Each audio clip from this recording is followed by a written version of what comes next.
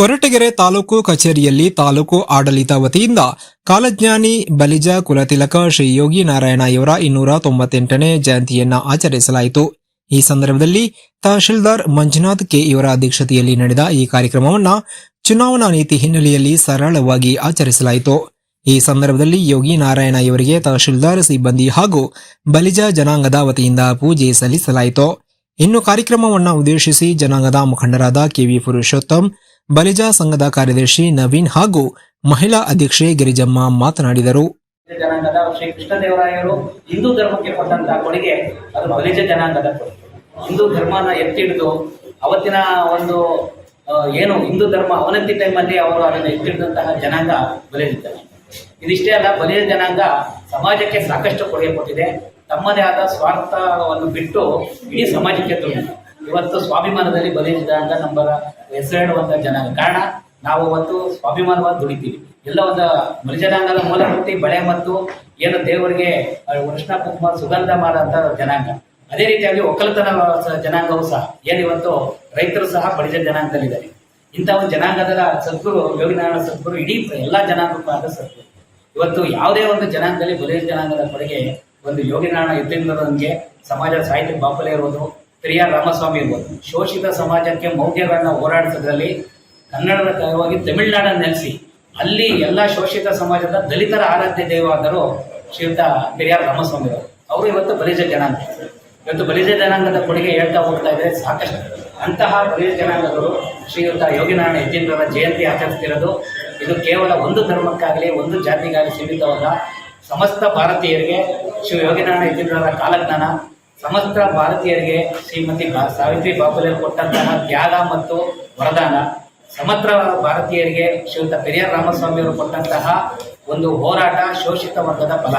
ಇದು ಬಲಿಜ ಜನಾಂಗದ ಸಮಾಜಕ್ಕೆ ಕೊಟ್ಟಂತಹ ಕೊಡುಗೆ. ಈ ಜನಾಂಗಕ್ಕೆ ಇದು ಕೇವಲ ಜನಾಂಗದ ಜಯಂತಿಗಳು ಸರ್ಕಾರ ಮಾಡಿದಂತ ಆಗಿದ್ರು ಸಹ ತಹಸೀಲ್ದಾರರು ಇದರಲ್ಲಿ ಇರೋದ್ರಿಂದ ಇದು ಸರ್ವ ಜನಾಂಗದ ಒಂದು ಜಯಂತಿಯಾಗಿ ಮಾರ್ಪಟ್ಟಿದೆ. ಇಂತಹ ಜಯಂತಿನ ಇವತ್ತು ನಾವು ಒಂದು ಏನು ಉಸಿರು ಕಟ್ಟಿದ ವಾತಾವರಣ ಅನ್ನೋಕ್ಕಿಂತ ಒಂದು ಆಯಾಕಟ್ಟಿನ ವಾತಾವರಣದಲ್ಲಿ ನಾವು ಇದನ್ನು ಆಚರಿಸ್ತಾ ಇದ್ದೀವಿ. ಮುಂದೆ ಚುನಾವಣಾ ನೀತಿ ಸಮಿತಿ ಮಾಡಿದ ಎಲ್ಲ ಜನಾಂಗದಲ್ಲಿ ಅದ್ದೂರಿಯಾಗಿ ಮೆರವಣಿಗೆ ಮೂಲಕ ಆಚರಿಸೋಣ. ಯೋಗಿನಾರಾಯಣ ಜಯಂತಿನ ಅವರ ಒಂದು ತತ್ವಗಳನ್ನ ನಾವು ಎಲ್ಲರಿಗೂ ಪ್ರಚಾರ ಮಾಡೋಣ. ಕಾಲಜ್ಞಾನ ಅಂದರೆ ಇವತ್ತಿನ ಜ್ಞಾನದಲ್ಲಿ ನಮಗೆ ವಿದ್ಯೆ ಸಿಗ್ತಾ ಇದೆ, ಊಟ ಸಿಗ್ತಾ ಇದೆ, ಆದರೆ ಸನ್ಮಾರ್ಗಗಳು ಸಿಗ್ತಾ ಇಲ್ಲ. ಎಲ್ಲ ಒಂದು ಕಡೆ ದಾರಿ ತಪ್ತಾ ಇದೆ ಧರ್ಮ. ಅಂಥದ್ರಲ್ಲಿ ಯೋಗಿನಾರಾಯಣರ ಕಾಲಜ್ಞಾನ ಸಮಾಜನ ದಾರಿ ತಿರುತ್ತೆ ಅಂತ ಹೇಳ್ತಾ ಈ ಒಂದು ಕಾರ್ಯಕ್ರಮಕ್ಕೆ ಆಗಮಿಸಿದಂತಹ ನಮ್ಮ ತಹಸೀಲ್ದಾರ್ ಅವರು ಎಷ್ಟೋ ಒತ್ತಡ ಇದೆ. ತಹಸೀಲ್ದಾರ್ ಅವ್ರನ್ನ ನಾವಿದ್ರಲ್ಲಿ ಆದರೆ ಎಲ್ಲ ಒತ್ತಡವನ್ನು ಮರೆತು ಪಾಪ ನಿನ್ನೆ ರಜಾ ಡ್ಯೂಟಿಲಿ ಸಹ ಇವತ್ತು ಜನಾಂಗಕ್ಕೆ ಬೆಲೆ ಕೊಟ್ಟು ಇವತ್ತು ಯೋಗಿನಾರಾಯಣರ ಒಂದು ಜಯಂತಿನ ಅವರು ಆಚರಿಸ್ತಾ ಇದ್ದಾರೆ. ಅವರ ಅದೇ ರೀತಿಯಾಗಿ ಅವರ ಸಿಬ್ಬಂದಿ ವರ್ಗ ಎಲ್ಲರೂ ಸಹ ಯೋಗಿನಾರಾಯಣ ಜಯಂತಿ ಕೊಡಿಸಿದ್ದಾರೆ. ಅದೇ ಬಲಿಜ ಜನಾಂಗ ಸಹ ಈ ಒಂದು ಸರಳ ಸಂವಾದಕ್ಕೆ ಎಲ್ಲರೂ ಆಗಮಿಸಿದ್ರ. ಮುಂದಿನ ದಿನಗಳಲ್ಲಿ ಯೋಗಿನಾರಾಯಣ ಜಯಂತಿನ ಅವರ ತತ್ವಗಳನ್ನ, ಸಾಹಿತ್ಯ ಬಾಪಲೆ ಅವರ ತ್ಯಾಗಗಳನ್ನ, ಪೆರಿಯಾರ್ ರಾಮಸ್ವಾಮಿ ಅವರ ಹೋರಾಟನ ಬಲಿಜ ಜನಾಂಗ ಸಮಾಜಕ್ಕೆ ತಲುಪಿಸೋಣ. ನಾವೊಂದು ಜನಾಂಗ ಕೇವಲ ಒಂದು ಜನಾಂಗದ ಸಮಾಜಮುಖಿ ಕೆಲಸವಾದ ಜನಾಂಗ ಅಂತ ಹೇಳಿ ಮನೆ ತಹಸೀಲ್ದಾರ್ ಅವ್ರಿಗೆ ತಮ್ಮೆಲ್ಲರ ಪರವಾಗಿ ಮತ್ತೊಮ್ಮೆ ಅವ್ರಿಗೆ ವಂದಿಸುತ್ತಾ ನಾನು ಮಾತಾಡಲಿಕ್ಕೆ ಇಷ್ಟಪಡ್ತೀನಿ. ತಮ್ಮೆಲ್ಲರಿಗೂ ಕಾಯಕ ಯೋಗಿ ಕಾಯಕ ಸಮಾಜದ ದಮನಿತರ ಧ್ವನಿ ಯೋಗಿ ನಾರಾಯಣರು ಅಂದರೆ ತಪ್ಪಾಗಲಾರದು. ಯಾಕೆಂದರೆ ಇವರು ಕೇವಲ ಒಂದು ಸಮಾಜಕ್ಕೋಸ್ಕರ ದುಡಿಲಿಲ್ಲ, ಸರ್ವರನ್ನ ಸಮಾನ ರೀತಿಯಲ್ಲಿ ಎಲ್ಲರಿಗೂ ತತ್ವ ಆದರ್ಶಗಳನ್ನು ಹೇಳ್ತಾ ಸಮಾಜದ ಒಳಿತಿಗಾಗಿ ಶ್ರಮಿಸಿದಂಥ ಯೋಗಿಗಳು ಶ್ರೀ ಕೈವಾರ ಯೋಗಿನಾರಾಯಣರ ಬಗ್ಗೆ ಕೀರ್ತನೆಗಳು ಹಾಗೆ ಅವರ ಅಪಾರ ಕೊಡುಗೆಗಳು ಇವತ್ತು ಕನ್ನಡ ಮತ್ತು ತೆಲುಗು ಭಾಷೆಯಲ್ಲಿ ಎರಡರಲ್ಲೂ ಕೂಡ ನಮಗೆ ಅಭ್ಯಾಸ ಮಾಡಲಿಕ್ಕೆ ಸಿಗ್ತದೆ. ನಮ್ಮ ಕೋಲಾರ ಜಿಲ್ಲೆನವರಾದರೂ ಕೂಡ ತೆಲುಗಿನಲ್ಲಿ ಆದಷ್ಟು ನಮ್ಮ ಏನು ಕಾಲಜ್ಞಾನವನ್ನು ಬರಿತಾ ಹೋಗ್ತಾರೆ. ಅದನ್ನ ಇವತ್ತು ಕೈವಾರ ಮಠ ಕನ್ನಡಕ್ಕೆ ತರ್ಜುಮೆ ಮಾಡುವ ಮೂಲಕ ಕರ್ನಾಟಕದಲ್ಲಿ ಸವಿಸ್ತಾರವಾಗಿ ಅದರ ಕೈವಾರ ಯೋಗಿನಾರಾಯಣರ ಕಾಲಜ್ಞಾನದ ಬಗ್ಗೆ ಸಾಕಷ್ಟು ಮಾಹಿತಿಗಳನ್ನು ತಲುಪಿಸ್ತಾ ಬಂದಿದೆ. ಹಾಗೆ ಈ ಸಮಾಜ ಕೃಷ್ಣನವರು ಹೇಳಿದ ಹಾಗೆ ಕೇವಲ ಒಂದೇ ಒಂದು ಸಮಾಜಕ್ಕೆ ಸೀಮಿತವಾಗಿರುತ್ತೆ. ಹೆಣ್ಣು ಮಕ್ಕಳ ಒಂದು ವಿದ್ಯೆಗೆ ಮೊದಲ ಆದ್ಯತೆ ಕೊಟ್ಟಿರತಕ್ಕಂಥದ್ದು ಗಮನಿಸಬಹುದು. ಹಾಗೆ ಮೌಢ್ಯಗಳ ವಿರುದ್ಧವಾಗಿ ಪೆರಿಯಾರ್ ರಾಮಸ್ವಾಮಿ ಅವರು ತಮ್ಮ ಒಂದು ದೊಡ್ಡ ಹೋರಾಟ ಆಂದೋಲನವನ್ನೇ ಮಾಡಿರ್ತಕ್ಕಂಥದ್ದನ್ನು ಕೂಡ ಇಲ್ಲಿ ಸ್ಮರಿಸ್ತಾ ಜೊತೆಗೆ ಇವತ್ತು ಬಹಳ ನೋವಿನ ವಿಚಾರ ಏನಂದ್ರೆ ಇಷ್ಟೆಲ್ಲ ಸಮಾಜಕ್ಕೆ ನಾವು ಕೊಡುಗೆ ಕೊಟ್ಟಿದ್ರು ಕೂಡ ಇವತ್ತು ಈ ಸಮಾಜವನ್ನ ಎಲ್ಲೋ ಒಂದು ಕಡೆ ನಿಷ್ಕೃಷ್ಟವಾಗಿ ತುಳಿತಕ್ಕೊಳಗಾದ ಸಮಾಜದ ರೀತಿಯಲ್ಲಿ ಸಮಾಜದಿಂದ ದೂರ ಎಲ್ಲೋ ಇಟ್ಟಿರ್ತಕ್ಕಂತೆ ಭಾಸವಾಗ್ತಾ ಇದೆ. ಯಾಕೆ ಅಂದ್ರೆ ಇವತ್ತು ಸರ್ಕಾರ 3 ವರ್ಷಗಳ ಹಿಂದೆ ಈ ಒಂದು ಯೋಗಿ ನಾರಾಯಣರ ಜಯಂತಿ ಮಾಡಬೇಕು ಅಂತೇಳಿ ನಿರ್ಧಾರ ಮಾಡ್ತು. ಅವತ್ತು ನಮ್ಗೆಲ್ಲರಿಗೂ ಹರ್ಷ ಇತ್ತು.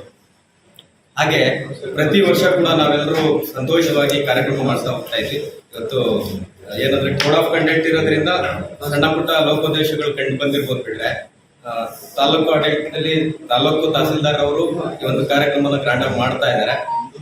ಉಳಿದಂತೆ ಎಲ್ಲ ಇಲಾಖೆಗಳು ಇನ್ನೂ ನಮ್ಮನ್ನ ತಿರಸ್ಕೃತ ಮನೋಭಾವದಿಂದ ನೋಡ್ತಾ ಇರತಕ್ಕಂಥದಕ್ಕೆ ನೈಜ ಉದಾಹರಣೆ ಏನಂದ್ರೆ ತಾಲೂಕು ಕೆಲ ಹಿಂದುಳಿದ ವರ್ಗ ಆಗಿರ್ಬೋದು, ಸಮಾಜ ಕಲ್ಯಾಣ ಇಲಾಖೆ ಆಗಿರ್ಬೋದು, ತಾಲೂಕ್ ಪಂಚಾಯತ್ ಆಗಿರ್ಬೋದು, ಹೀಗೆ ಹಲವಾರು ಇಲಾಖೆ ಇವತ್ತು ಇಲ್ಲಿ ಅನುಪಸ್ಥಿತಿ ನೋಡಿದ್ರೆ ನಿಜವಾಗ್ಲೂ ಗೊತ್ತಾಗ್ತದೆ.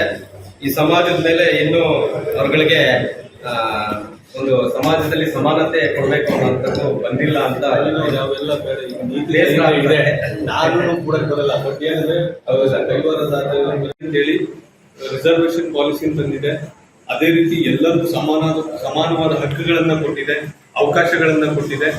ಯಾವ ಜಾತಿ ಭೇದ ಮರೆತು ಎಲ್ಲರೂ ಕೂಡ ನಾವೆಲ್ಲ ಒಂದೇ ಒಂದು ಸಮಾಜ ಹಾಗೂ ಒಂದು ಸಮೃದ್ಧ ಸಮಾಜ, ಸಮೃದ್ಧ ಭಾರತವನ್ನ ನಿರ್ಮಾಣ ಮಾಡೋದಕ್ಕೆ ತಾವೆಲ್ಲರೂ ಭಾಗಿಯಾಗಿ ತಮ್ಮ ಮಕ್ಕಳಿಗೂ ಕೂಡ ಒಂದು ಕೈವಾರ ತಾತಯ್ಯ ಅವರ ಆದರ್ಶಗಳನ್ನ ಮತ್ತೆ ಅವರ ಒಂದು ನಡೆದೊಂದು ದಾರಿಯನ್ನ ತಮ್ಮ ಮಕ್ಕಳಿಗೆ ಅಷ್ಟಲ್ಲ ನಮ್ಮ ಮಕ್ಕಳಿಗೂ ಕೂಡ ನಾವು ಹೇಳ್ಕೊಡಕ್ಕೆ ಖುಷಿಯಿಂದ ಹೇಳ್ಕೊಡ್ತೀವಿ.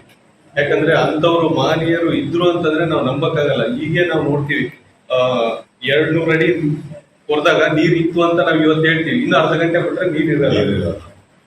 ಅಂದ್ರೆ ಎಂತ ದುಸ್ಥಿತಿಗೆ ನಾವು ಹೋಗ್ತಾ ಇದೀವಿ ಅಂತ. ಯಾಕಂದ್ರೆ ನಾವು ಮಾಡಿದ ಪಾಪಗಳೇ ಅದು. ಈಗ ಮೊದಲೆಲ್ಲ ನಾವು ನೋಡ್ತಾ ಇದೀವಿ ನೀರ್ ಎಲ್ಲಿ ಬೇಕಲ್ಲ ಹರಿತಾ ಇತ್ತು ಮಳೆ ಬಂದ್ರೆ. ಈಗ ನೀರ್ ಎಲ್ಲೋ ಹೋಗುತ್ತೆ ಗೊತ್ತಾಗಲ್ಲ. ಎಲ್ಲೋ ಒಂದು ತಗ್ಗು ಪ್ರದೇಶ ಎಲ್ಲಿರುತ್ತೆ ಅಲ್ಲಿ ಗುಡಿಸ್ಲಾಕೊಂಡವ್ರಿಗೆ ಹೋಗಿ ತೊಂದರೆ ಕೊಡ್ತೀವಿ. ಮೊದಲೆಲ್ಲ ಏನಾಗ್ತಿತ್ತು, ನೀರು ಬಂದಿದ್ದೆಲ್ಲ ಅಲ್ಲಿಂದಲ್ಲೇ ಹೀರ್ಕೋತಾ ಇತ್ತು. ಸೊ ಅಂತ ನಾವು ಎಷ್ಟ ಪರಿಸ್ಥಿತಿಗಳನ್ನ ಕಾಣ್ತಾ ಇದೀವಿ. ಸೊ ಬರಗಾಲ ಬಂದಿದೆ. ಸೊ ಎಲ್ಲರೂ ಕೂಡ ನೀರಿನ ಮಿತವ್ಯಯನ್ನ ಮಾಡೋಣ, ನೀರಿನ ಕಡಿಮೆ ಪ್ರಮಾಣದಲ್ಲಿ ಬಳಕೆ ಮಾಡೋಣ. ಅಂದ್ರೆ ಕಡಿಮೆ ಪ್ರಮಾಣದಲ್ಲಿ ಬಳಕೆ ಅಂದ್ರೆ ವೇಸ್ಟ್ ಜಾಸ್ತಿ ಮಾಡೋದು ಬೇಡ. ಜೊತೆಗೆ ಈಗ 2024ನೇ ಲೋಕಸಭಾ ಚುನಾವಣೆ ಬಂದಿದೆ. ದಯವಿಟ್ಟು ತಾವೆಲ್ಲರೂ ಚುನಾವಣಾ ಪ್ರಕ್ರಿಯೆಯಲ್ಲಿ ಭಾಗಿಯಾಗಿ. ಇನ್ನು ಯಾರಾದ್ರೂ ಸೇರ್ಪಡೆಗಿದ್ರೆ ಇವತ್ತು ಮಧ್ಯಾಹ್ನ 3 ಗಂಟೆವರೆಗೂ ಅವಕಾಶ ಇದೆ ಅರ್ಜಿ ಹಾಕೊಳ್ಳೋದಕ್ಕೆ. ಅರ್ಜಿ ಹಾಕೊಳ್ಳೋದಕ್ಕೂ ಕೂಡ ಅವಕಾಶ ಇರುತ್ತೆ. ಯಾರು ಬಿಟ್ಟೋಗ್ದಂಗೆ ಎಲ್ಲರೂ ಚುನಾವಣಾ ಪ್ರಕ್ರಿಯೆಯಲ್ಲಿ ಭಾಗಿಯಾಗಿ ಅಂತ ಕೇಳ್ಕೊಳ್ತಾ, ಈ ಒಂದು ನೀತಿ ಸಂಹಿತೆ ಇದ್ರೂ ಕೂಡ ನಾವು ಸರ್ಕಾರದ ಪರವಾಗಿ ಸಾಂಕೇತಿಕವಾಗಿ ಯಾವುದೇ ರಾಜಕೀಯ ವಿಷಯಗಳನ್ನ ಪ್ರತಿಬಿಂಬಿಸದೆ ಒಂದು ಸಾಂಕೇತಿಕವಾಗಿ ಮಾಡ್ತಾ ಇದೀವಿ. ಅದಕ್ಕೆ ತಾವೆಲ್ಲರೂ ಸಹಕರಿಸಿದ್ರೆ ಅದಕ್ಕೆ ತಾಲೂಕು ಆಡಳಿತದ ಪರವಾಗಿ ತಮ್ಮೆಲ್ಲರಿಗೂ ಧನ್ಯವಾದಗಳನ್ನು ಹೇಳಕ್ಕೆ ಇಷ್ಟಪಡ್ತೀನಿ.